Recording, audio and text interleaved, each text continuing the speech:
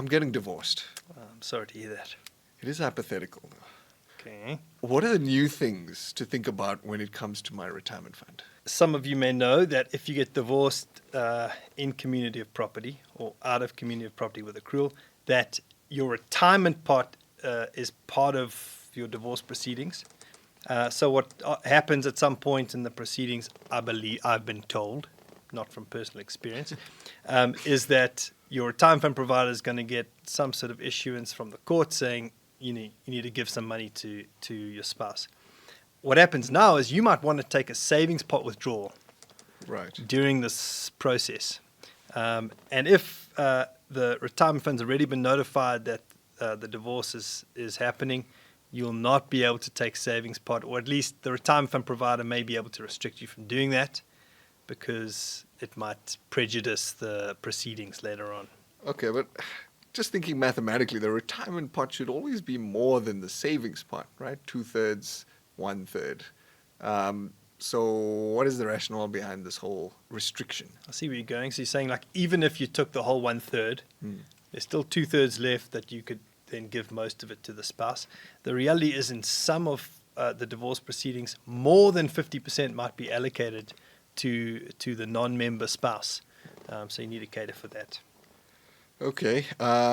Pension-backed home loans.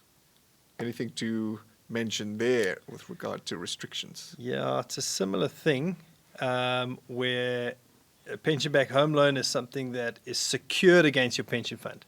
So if the pension fund provider is concerned that once you've taken out your savings component, there won't be enough to secure the loan, they'll need to restrict how much you take from the savings component.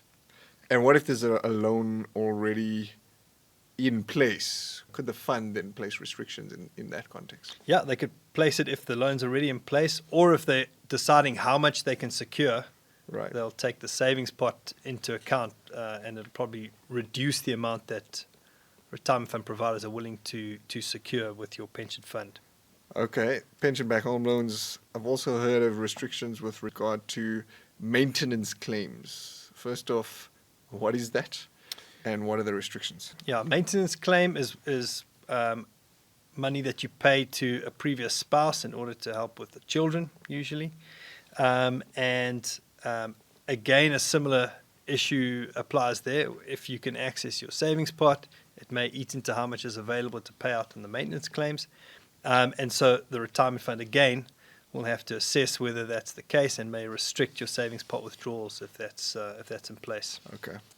And then the last topic in this deductions world, employer-related debt. What is that all about?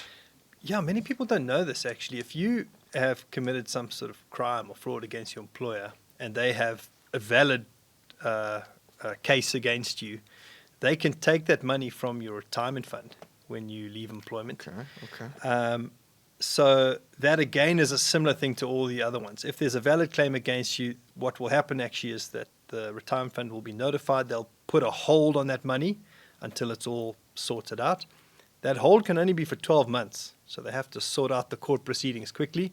But as long as that hold is there, you won't be able to access your savings pot or any of your retirement money.